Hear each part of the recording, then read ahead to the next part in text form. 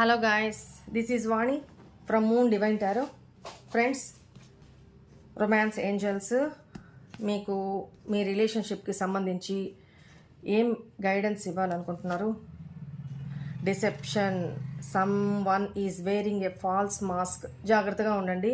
మీ రిలేషన్లో మీ loved ones లేదా మీ సిచ్యువేషన్స్లో మీ చుట్టుపక్కల మీ రిలేషన్స్లో ఎవరో ఫాల్స్ మాస్క్ వేసుకొని మిమ్మల్ని చీట్ చేస్తున్నారంట.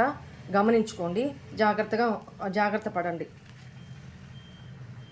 Healing family issues. మీ ఫ్యామిలీలో ఏమైనా ఇష్యూస్ జరుగుతూ ఉంటే అవి త్వరగా రిజాల్వ్ అవుతాయి అని చెప్తున్నారు.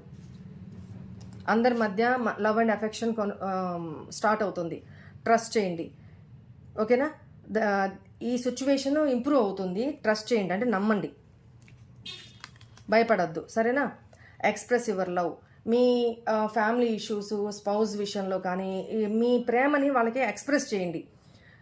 కోపగించుకొని వాళ్ళు కోప్పడ్డారు, మీరు కోప్పడ్డారు, ఉపయోగం ఏంటి? కొంచెం ఓపిక పట్టి వాళ్ళని నమ్మండి. మీరు ఏమైనా మీ పర్సన్ ఏమైనా అనుమానిస్తూ ఉంటే దయచేసి అనుమానించొద్దు, వాళ్ళని నమ్మండి. మీ ప్రేమను కూడా ఎక్స్ప్రెస్ చేయండి అని చెప్తున్నారు.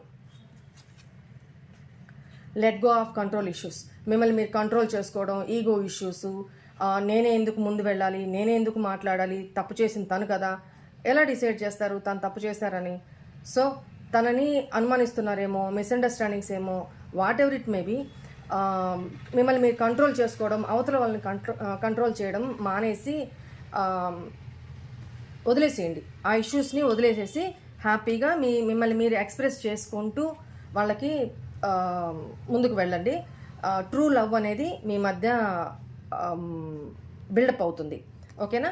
రొమాన్స్ మీ లైఫ్లోకి వస్తుంది, ఓకేనా? Ego issues తేవద్దు.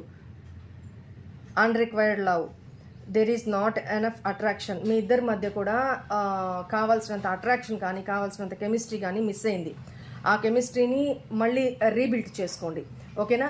కంట్రోల్ ఇష్యూస్, ఒకరినొకరు డామినేట్ చేసుకోవడాలు, దాని ఏమంటారు, ఈగో ఇష్యూస్, యాటిట్యూడ్ చూపించడము, నేనెందుకు ఫస్ట్ మూవ్ తీసుకోవాలి, ఇలాంటివి వద్దు. ఎవరో ఒకరు తగ్గండి అని చెప్తున్నారు ఏంజల్స్, ఓకేనా? Bye, God bless you.